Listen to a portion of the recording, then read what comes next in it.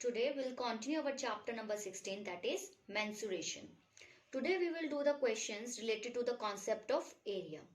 You have to remember these two formulas, that is area of rectangle is length multiply breadth and area of square is side multiply side, or you can say length into length. Let's do the first question. The area of a square field is 225 square meter. Find the length of a side and the perimeter of the square field. Okay आपको एक square field का area given है. You are given the area of square field. Area of the square field is given 225 square metre and area of square field का formula क्या होता है? Side multiply side. So side multiply side is given to you 225 square metre. अब आपको ये देखना है कि किन two sides side will be the same, कि दोनों का प्रोडक्ट क्या होना चाहिए? 225. So 15 metre. When we multiply 15 metre into 15 metre we will get 225 square metre. Okay, so with this we can know कि लेंथ ऑफ द साइड, मतलब आपकी जो साइड आ गई वो आ गई 15 metre. This is your answer of the first part कि length of the side is 15 metre. Second part you have to find the perimeter. We know perimeter of square field formula is 4 multiply side. So 4 multiply 15 meter. So answer will be your 60 meter. 60 meter will be the perimeter of the square field. Next question is find the area of the path which is shaded, which is 2 meter wide all round. You are given here a rectangular form. Okay आपको ये given है एक rectangular figure. आपको ये बताना है कि इसमें जो शेडेड पोर्शन है, this one is the shaded portion, इसका हमें एरिया निकालना है. For that what we will do, firstly हम क्या करेंगे? आउटर वाले रेक्टेंगुलर पोर्शन का एरिया निकालेंगे, देन हम इस इनर वाले रेक्टेंगुलर पोर्शन का एरिया निकालेंगे. When we subtract both of them so we will get the area of the shaded portion. So सबसे पहले हम निकालेंगे area of outer rectangle. Area of outer rectangle will be length multiply breadth. Length here is 60 and breadth is 40. So we will get 2400 square meter. Okay, now we will find the area of the inner rectangle. What will be the area of inner rectangle?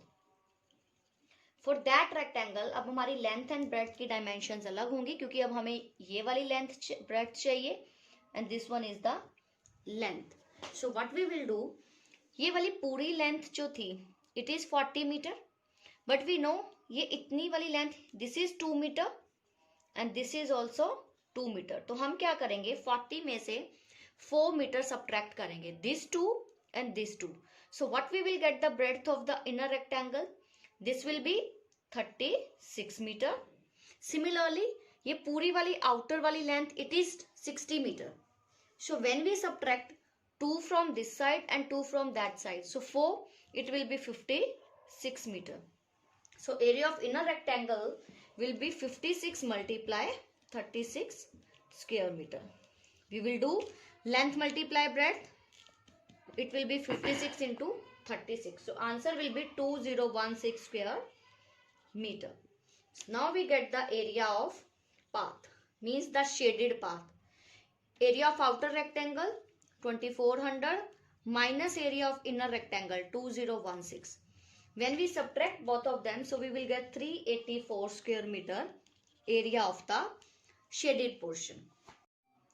Next question is the length of the rectangular blackboard is 3 times its width. If the width is 1.5 meter, find its area. First we solve the first part. आपको length of rectangular blackboard क्या बताएगी? It's 3 times the width, मतलब उसकी 3 गुना है. If the width is 1.5 metre, width means होता है the breadth, so breadth is given to here the 1.5 metre, तो लेंथ क्या हो जाएगी? इट्स द 3 टाइम्स, मतलब 3 into breadth. It will be 3 into 1.5, that will be 4.5 metre. तो आपकी अभी लेंथ आ गई है 4.5 metre, breadth is 1.5 metre. Find its area. So the area of the blackboard will be length multiply breadth.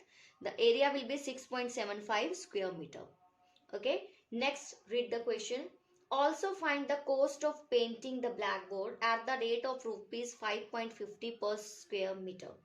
अब हमें total cost of painting बतानी है कि आपको उस ब्लैक बोर्ड को पेंट करना है और उसका रेट क्या है पेंटिंग का, इट्स रुपीज 5.50 पर स्क्वायर मीटर जगह. ठीक है, तो rate of painting is rupees 5.50 और आपकी टोटल कॉस्ट ऑफ पेंटिंग कितनी लगेगी, जितना आपका पूरा एरिया है ब्लैक बोर्ड का, will multiply that area with the cost of painting, so we will get the total cost of painting that blackboard, that will be rupees 37.13. Next question is that you have to find the perimeter of this given figure and the area of this given figure. First we'll find the perimeter of this figure. Students, just see what is the perimeter. It is the sum of the length of the all sides of the boundary. First see, this side is given 4, this one is given 10, this is 12, this is 4 plus 8. But हमें इस वाली side की length नहीं पता जो यहाँ से यहाँ तक है.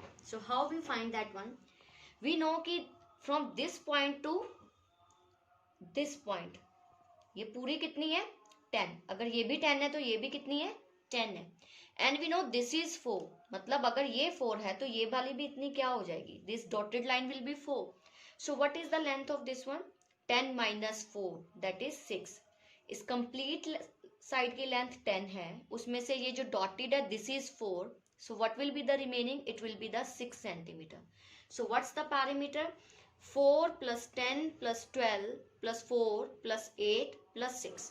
On adding all these sides we'll get the perimeter. In next case आपको एरिया फाइंड करना है. जब भी आपको एरिया फाइंड करना है, so firstly we will divide the figure into the splitted rectangles. Means जैसे यहाँ पे मैंने एक dotted line लगाई, so I have made this figure into the two parts. This is the first part, this is the second part. पहले हम first वाले rectangle का area find करेंगे, then हम second वाले का, then we add both of them. So firstly the area of the rectangle 1. इस first वाले rectangle का area क्या होगा, its length is 10 and breadth is 4. Length इसकी 10 है and breadth is 4. So 10 into 4 is 40 square meter is the area of the first rectangle. Now the area of the second rectangle, its length is 8 centimeter and breadth is 4. So 8 into 4 will be the 32 square centimeter. So what is the area of the whole figure, area of rectangle 1 plus area of rectangle 2. So 40 plus 32, you can see here area of the complete figure is 40 plus 32, it will be 72 square centimeter. Next question is, a rectangular room is 10 meter long and 6 meter wide. Means एक rectangular room आपको given है जिसकी dimensions क्या है, 10 meter long and 6 meter wide. मतलब आपकी length of rectangular room 10 meter and breadth of rectangular room is 6 meter. So आप इसका पहले area निकाल लेंगे. Area of the floor of the room कितना area हो जाएगा, length multiply breadth, that is your 60 square meter. Next, find the cost of covering the floor with the carpet 2 meter wide at the rate of rupees 42 per meter. आपका एक rectangular room है, आपने उस rectangular room में उस floor पे एक carpet बिछानी है. ठीक है, उस कारपेट की चौड़ाई कितनी होनी चाहिए, मतलब ब्रेड्थ कितनी होनी चाहिए कि वो जो कारपेट है वो 2 मीटर उसकी ब्रेड्थ होनी चाहिए. बट हमें लेंथ नहीं पता कि उसकी कितनी होनी चाहिए. और उसकी कॉस्ट क्या है, रुपीज 42 पर मीटर. तो सबसे पहले आपका रूम कैसा है, रेक्टेंगुलर है. सबसे पहले तो हम उस रूम के फ्लोर का एरिया निकालेंगे जिसके ऊपर आपने कारपेट बिछानी है. So area of the floor of the room will be length multiply breadth, that will be the 60 square metre. अब आपका जो रूम फ्लोर है उसको आपने कवर किससे करना है, उस पर एक कारपेट बिछानी है और उस कारपेट की विड्थ कितनी है, 2 मीटर. तो अब आप उसको उस कारपेट का एरिया भी चाहिए जिस फ्लोर पे आपने उस कारपेट को बिछाना है. So length of the carpet हम एक्स लेट कर लेंगे और ब्रेड्थ हमें ऑलरेडी पता है कि it is 2 metre wide. So area of carpet will be equal to the area of the floor, क्योंकि अगर एक कोई रेक्टेंगुलर रूम है जितना उस रूम के फ्लोर का एरिया होगा उतनी ही रूम के फ्लोर के ऊपर कारपेट बिछेगी, तो एरिया ऑफ जो कारपेट होगा वो इक्वल होगा एरिया ऑफ द फ्लोर के. सो कारपेट की एरिया क्या हो जाएगा, लेंथ मल्टीप्लाई ब्रेड्थ. लेंथ हमने एक्स लेट की है और ब्रेड्थ वी नो इट्स 2 और एरिया ऑफ फ्लोर हम फाइंड कर चुके हैं ऑलरेडी, इट इज 60. सो हम जब इन दोनों वैल्यूज को पुट करेंगे तो हमारी जो 30 मीटर है x आ जाएगा आपका 30 मीटर। 30 मीटर क्या आ गई, लेंथ ऑफ द कारपेट, कि आपको कारपेट की कितनी लेंथ चाहिए। और रेट क्या है कारपेट का, 42 पर मीटर। अब आपका रेट ऑफ कारपेट है 42 पर मीटर, और आपने क्या करना है, फाइंड करनी है हमने cost of covering the floor with carpet. हमने पूरी कॉस्ट बतानी है कि अगर एक फ्लोर को हम कारपेट से कवर करेंगे तो what will be the cost. जितनी कारपेट की आपको लेंथ चाहिए दैट इज 30, हम उसको मल्टीप्लाई कर देंगे, जो हमें रेट गिवन है that is 42 per metre. When we multiply it we will get the ₹1260 is the total cost of covering the floor with carpet. Next question is, find the cost of flooring a room 7.5 meter by 6 meter with the square tiles of 30 centimeter at the rate of ₹6 per tile. अब आपने क्या करना है, आपको एक room के अंदर tiles लगानी है। ओके, सो आपके उस रूम की डायमेंशंस क्या है, 7.5 मीटर बाय 6, मतलब length of the room 7.5 metre and breadth of the room is 6 metre. Next देखिए, आपको स्क्वायर टाइल की मेजरमेंट्स दी हुई है 30 सेंटीमीटर में। सो हम यहीं पे ही पहले लेंथ और ब्रेड्थ को सेंटीमीटर में कन्वर्ट करेंगे। So length of the room will be 750 centimetre and breadth of the room will be 600 centimetre. Okay, we will multiply it with the 100। So area of the floor आ जाएगा आपका, area of the floor will be length multiply breadth, 750 multiply 600, it will be 450,000 square centimetre. ठीक है, आपको room की dimensions थी, उससे आपने एरिया ऑफ द फ्लोर निकाल लिया। नेक्स्ट आता है with square tiles of 30 centimetre, मतलब जो आपकी स्क्वायर टाइल्स हैं उसकी डायमेंशन क्या है, 30 सेंटीमीटर। तो अब हम एक स्क्वायर टाइल का एरिया भी फाइंड करेंगे। So area of the square tile will be side into side, क्योंकि स्क्वायर की all sides are same. So 30 into 30 will be 900 square centimetre.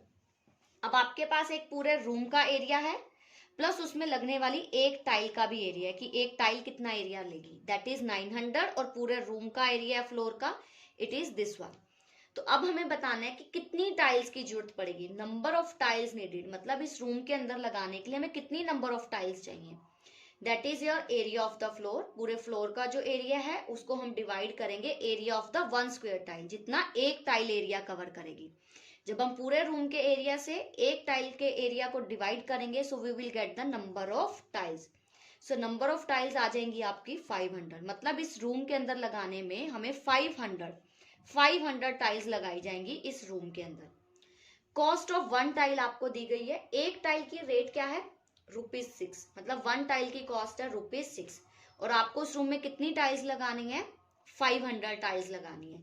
तो टोटल कॉस्ट क्या हो जाएगी, it will be 500 multiply 6, so total cost will be the ₹3,000. So 3,000 will be the total cost of applying. Next question is, two plots of land have same perimeter, one is square of side 64 meter and other rectangle with length 80 meter. आपको बताया गया कि 2 plots हैं, उन दोनों का perimeter same है, दोनों प्लॉट्स का पैरीमीटर सेम है। एक प्लॉट तो स्क्वायर शेप का है और दूसरा वाला प्लॉट रेक्टेंगल। सो फर्स्ट भी हम कंडीशन ही राइट करेंगे कि पैरीमीटर ऑफ जो स्क्वायर प्लॉट है इक्वल है पैरीमीटर ऑफ रेक्टेंगुलर प्लॉट के। सो हमें फॉर्मूला पता है, पैरीमीटर ऑफ स्क्वायर प्लॉट का फॉर्मूला है 4 into side and perimeter of rectangular plot का formula will be 2 into length plus breadth. अब आपको गिवन है स्क्वायर की साइड आपको 64 मीटर गिवन है, तो पैरीमीटर ऑफ स्क्वायर प्लॉट क्या हो जाएगा 4 इंटू 64, 4 इंटू साइड, और रेक्टेंगुलर वाला जो प्लॉट है उसकी आपको ओनली लेंथ इज गिवन, तो 2 मल्टीप्लाई लेंथ की जगह पे हम 80 लिखेंगे plus bread. So with this formula कि हमने पैरीमीटर ऑफ स्क्वायर फील्ड को इक्वल रखा है पैरीमीटर ऑफ रेक्टेंगुलर प्लॉट के, और हमने दोनों तरफ उनके फॉर्मूलाज लिखे, वैल्यूज पुट करने के बाद हम यहाँ पे ब्रेड्थ फाइंड आउट कर लेंगे। So breadth of rectangular plot is 48 metre, यहां से हमारे पास ब्रेड्थ आ गई। नेक्स्ट क्वेश्चन क्या है, which plot has greater area and by how much.